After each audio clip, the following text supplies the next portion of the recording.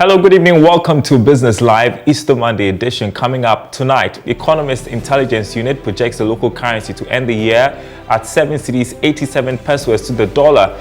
Is it far-fetched? We'll hear the thoughts of economist Cedi Mate. Also coming up tonight, government upbeats new revenue measures put in place will help the country raise 80.3 billion cedis through domestic tax collection to pursue its economic policy. All of us will have to come together, all stakeholders will have to come together and support GRA and to raise, the revenue of about 80.3 billion. And later, high cost of poultry feed causing farmers to sell off birds. We have a look ahead to The Broken Chain, a documentary which airs tonight on Joy News. Being that there are a lot of people here who are like workers, and their daily livelihood depends on this farm. I would have sold all the birds. My name is Daryl Kwawu. Thanks for being with us. Details in a moment.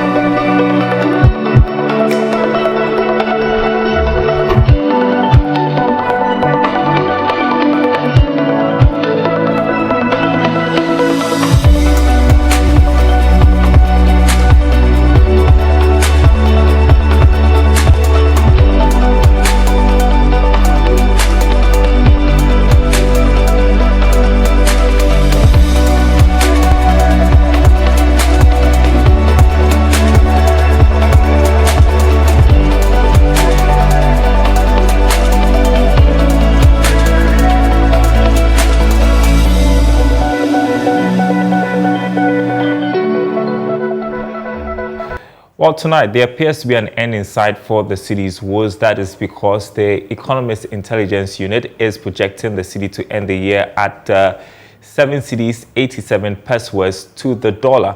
Now, there is more in the following report. Cedi 87 pesos end-of-year rate of the local currency, according to the Economist Intelligence Unit, could mean that Ghana cedi will not depreciate much further against the dollar within the next 8 months before the year ends. The development may indeed indicate that the local currency may not depreciate against the dollar in value by more than 7 pesos. This is based on the average quotes that most of the commercial banks are selling to their retail clients. The local currency is selling at 7 cedi 80 pesos. It also gives credence to the recent assertion by the governor of the Bank of Ghana, Dr. Ernest Addison, that the city's recent woes are over, with him even projecting that we may witness some marginal appreciation in the coming months. That should bring some relief to businesses that had to grapple with some daily depreciation in the first quarter of the year. However, the Economist Intelligence Unit believes that the mild depreciation, even for the rest of the year, is still influenced by import dependency and some investor sell-off of Ghana's bonds. However, looking forward to next year, the unit still sees some depreciation of the Ghana cedi in 2023 to 2026. The Ghana cedi was said to have depreciated by more than 14% against the US dollar for the first quarter of the year. So is this projection by London-based Economist Intelligence Unit far-fetched? That is a question I posed senior economist at Data Bank Research, Cedi Mate, earlier on the marketplace. It is absolutely not far-fetched. It is within range of what we expect the cedi will do by the end of this year. And I think essentially we need to understand one fundamental case around the cedi, which is that the cedi is a depreciation bias currency, which means that it is more likely to depreciate than appreciate. And the main reason for this is because annually we record a current account deficit, which tells you that the outflows of foreign currency from the economy exceeds the inflows of foreign currency into the economy. And that imbalance or that gap is what translates into depreciation. So for as long as we record the deficits on our current account or external balances, the cedi will definitely depreciate. But it is the pace of depreciation that the central bank interventions and other policy measures try to quell. And so overall, it shouldn't be a surprise to see this kind of forecast. But what it also tells us is that the worst is behind us as far as 2022 2022 is concerned. I'm just wondering, though, what would it take to get the city to that level? You talk about policy measures. Well, currently where we are, we see the city doing below what the forecast gives us, right? But then essentially, you also appreciate the fact that we still are within a global economic backdrop where prices of our imports are rising significantly. We still have a situation whereby concerns around the fiscal situation is still very high, and so portfolio investor reactions can still shock the currency in the depreciation still. So overall, what you expect is that even though the bulk of the depreciation is behind us, there could still be some mild depreciation. And the policy measure you expect to anchor this mild depreciation will be what the central bank has done already, which is to tighten the city side of the foreign exchange market so that you don't have too much city to create excess demand for foreign currency. On the fiscal side, you expect the government to keep to its plan to bring the deficit down. And by the mid-year review, we should see a very clear communication to the market of what the government has achieved and what they hope to achieve by end of year. And also today, we're hearing that total amount of Ghana cedis in circulation for last year witnessed a significant increase over that of 2020. It went up by almost 2 billion cedis to hit 25 billion Ghana cedis. What does this signify? Well, that is partly an explanation for the inflation and exchange rate pressures we've seen in the past few months, isn't it? Because if you do the calculation, you'll notice that, and again, this is just the currency in circulation. This is not the total monetary base, right? But if you do the calculation, you'll notice that year on year, currency in circulation has increased by over 8%. Now, this currency is supposed to be used to transact real goods. Now, in real terms, the economy has expanded in 2021, but even if you say bullishly, just around 5%. So you notice that the growth in money supply is greater than the growth in goods and services available to be purchased by this higher supply of money. So classically, we say too much money chasing still goods, inflation. So this is essentially what it does. And this supports the central bank's decision to aggressively squeeze money supply in the system at their last MPC meeting. Senior economist with Data Bank Research, Courage Mate, speaking earlier on the marketplace. Now, government is upbeat. New revenue measures put in place will help the country raise about 80.3 billion cedis through domestic tax collection to pursue its economic policy.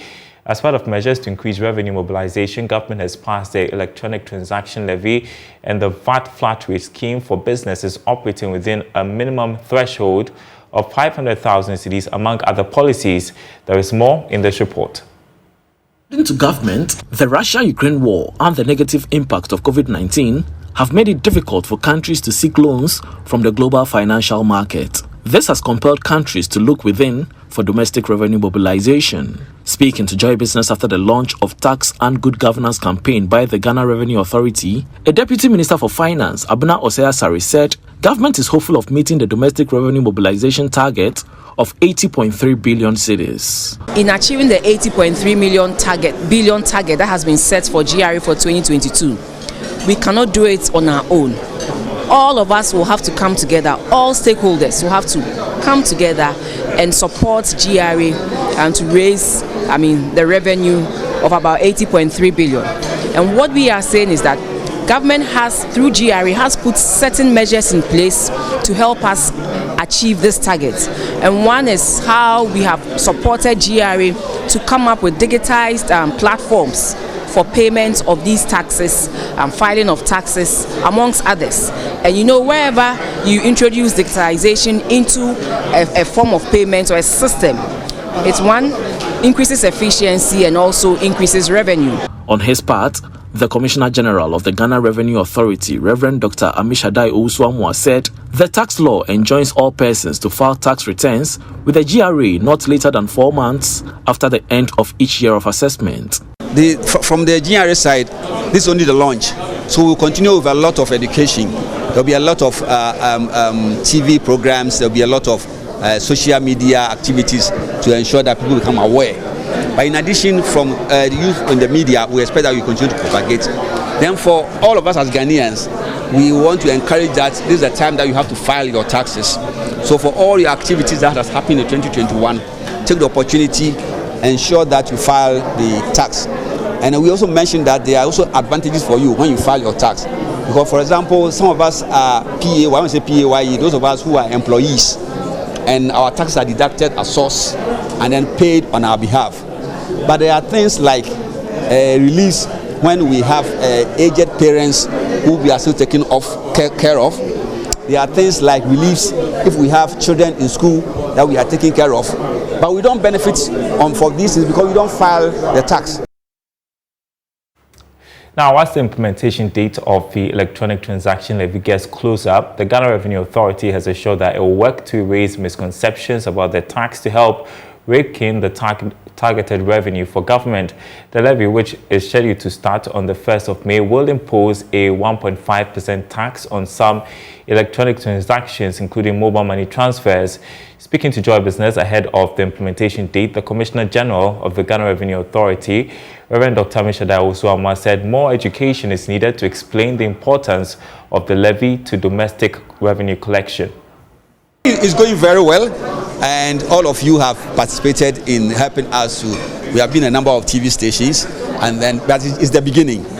We will do a lot on this education. We want the public to understand that there are a lot of misconceptions and a lot of misinformation, and therefore it is important necessary that some of these misinformations are taken off so that people will understand the way the tax operates.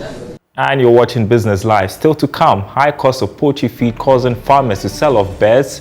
We have a look ahead to The Broken Chain, a documentary which airs tonight on Joy News. I did not mean that there are a lot of people here who are like workers, and their daily livelihood depends on this farm. I would have sold all the birds. Well, that story coming up after this break. Stay with us.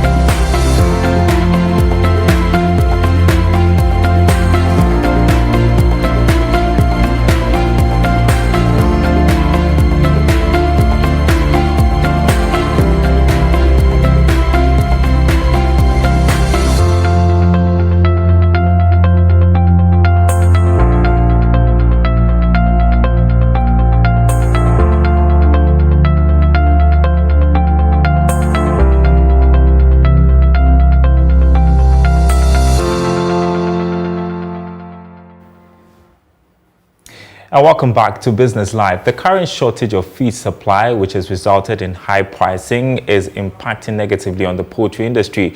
Prince Appiah, in his latest documentary on soybean, has been speaking to some farmers who are selling their poultry birds to be able to stay in business. The documentary titled The Booking Chain starts airing tonight on Joy News at 8:30. Here's a bit of it. I meet Matthew Menubunsu, a poultry farmer on his farm in the Offenso South District of the Ashanti region. With 15 workers, he has been working on this farm for the past 3 years. He tells me 2021 is turning out to be the worst year for the poultry industry. Had it not been that there are a lot of people here who are like workers and their daily livelihood depends on this farm, I would have sold all the birds. Because one, the profit margin is always coming down, and then the prices of inputs, basically the feed, keeps going up. And as I'm talking to you now, it has not ceased. It's still going up. Feed is a very critical element in the poultry industry, without which farms cease to operate. Today, Matthew struggles to get poultry feed for his birds. We are not getting maize. And even if you should get, the price that they quote is very high. And this business depends so much, about 60% of the feed is prepared with maize, and wheat bran is another commodity that we use to prepare the feed. I've placed an order and it's been 2 months now. I've not had the wheat bran, and the price of soya bean has more than doubled. So if you aggregate all these things together, you see that we are really suffering. But for the challenges this year, his warehouse has never been this empty. It is currently holding feed that cannot sustain the farm for the next month. Due to scarcity of feed, Matthew has reduced the feed ration for his birds. Right now, if you should go to my warehouse, my soya bean is not up to 15. Previously, I could buy maize for a whole year, so that if there is any shock, we can rely on that maize. Right now, I don't even have up to 1 month stock. I could be as our grams do was with aging with this, you know, so grams with no, so we be 120 grams here. Maybe I have a man by 90. 90, we say 90, and what about and 120 number 90, we say 3-4 days, no, but 2 back 1 and SS. I could redeem you, or deep back for the body, no. The bubble SS and only 2 young.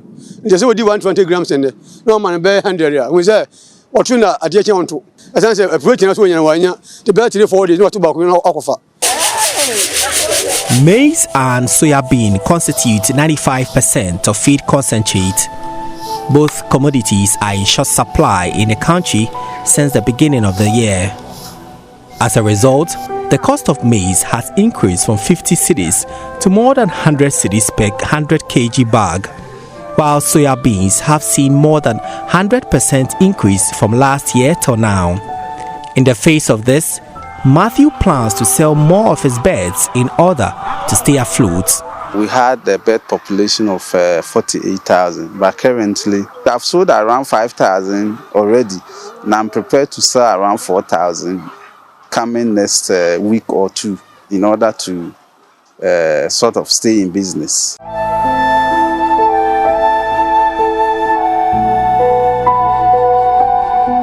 These challenges faced by Matthew extends to many others in the poultry industry. So the impact of high cost of inputs in the poultry industry continues to impact a lot of farms severely. This and the other pen behind, altogether more than 5,000 fowls were housed here. But because of the high cost of feed, owners of this farm have decided to sell the birds to stay in business.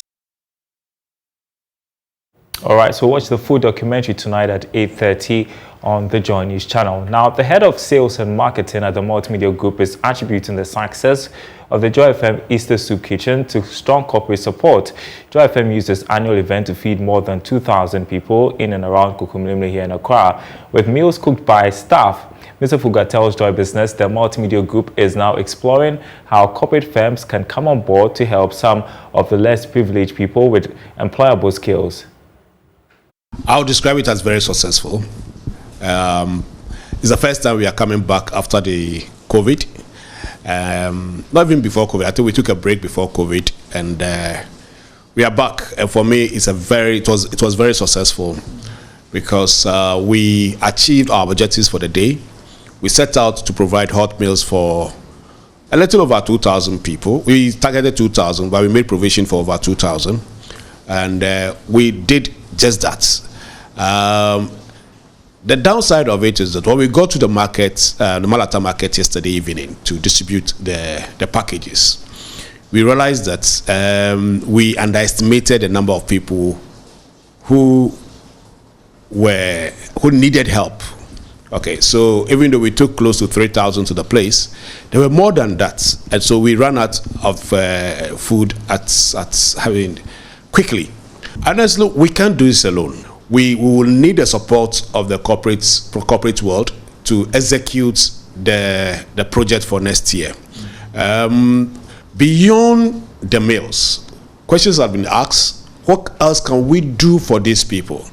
The experience yesterday at the Malata market was an eye-opener for us, because you realize that there's a large number of people living below the poverty line. People who need serious social intervention. Okay, and so when we realized that, I kept asking myself, and I asked people yesterday, so beyond the meals, what else can we do? We believe that beyond the meals, maybe into the future, we should look at getting these people to acquire some employable skills so that we can take them off the market, take them off the street, and give them gainful employment. If they can do something and they can employ themselves, and we can even help them with the marketing of whatever they are doing, it will go a long way to reduce the number of those people out there. So yes, meals will continue to depend on corporate world to do, but we'll get back to the corporate world on what else we can do beyond the annual hot meals to support the needy and the vulnerable people in our community. It's a large number, and it is frightening. Yeah, we will mention Wilma Ghana, very supportive. They provided a lot of the ingredients we used yesterday for feeding over 2,000 people. Coca-Cola came on board with close to 10,000 bottles. We had the niche cocoa products. They also brought us a lot of chocolate drinks that we gave out to the people. A lot of other organizations supported us. Some individuals also gave us ram, some gave us money. And so we can go on and on and on. But I think we are very grateful for the support. It's been fantastic. Without them, we couldn't have done it. And we'll continue to get back to them, engage them to plan as we plan for 2023 event. And a big thank you to all the corporate bodies that supported the JoyFM Easter Soup Kitchen.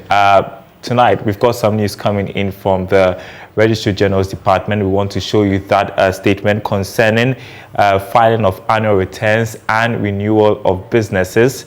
The Registrar General's Department wishes to inform stakeholders, cherished clients, and the business community that the penalty for late filing of annual returns for company entities will be increased from 450,000 Ghana cedis to 500 Ghana cedis effective the 30th of June 2022.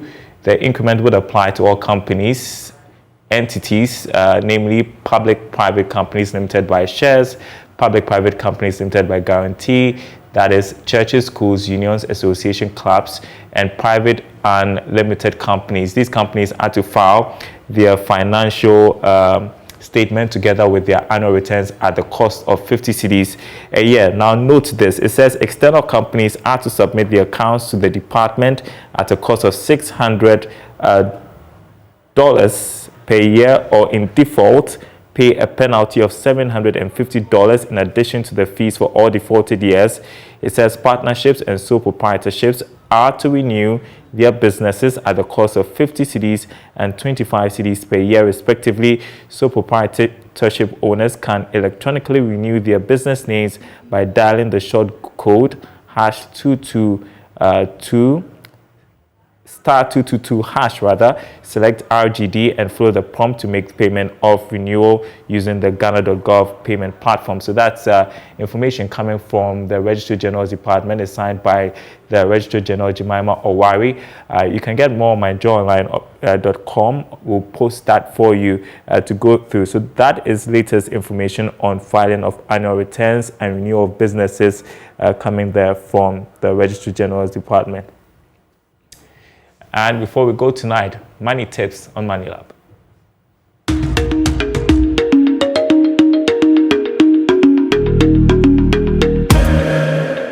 Good day to you. Thanks for joining us again on the Money Lab. We looked at operational risk in our previous session. Today we'll look at liquidity risk. Now, liquidity risk has to do with the ability to quickly convert securities to cash to meet certain obligations. Now, a security is deemed to be very liquid if it can be easily and quickly converted to cash, and called illiquid if it is not so to easily convert to cash. And that's Business Live. Thanks for watching, everyone. There is more news on our website, myjoyonline.com/business. My name is Daryl Kwawu. Enjoy the rest of the holiday.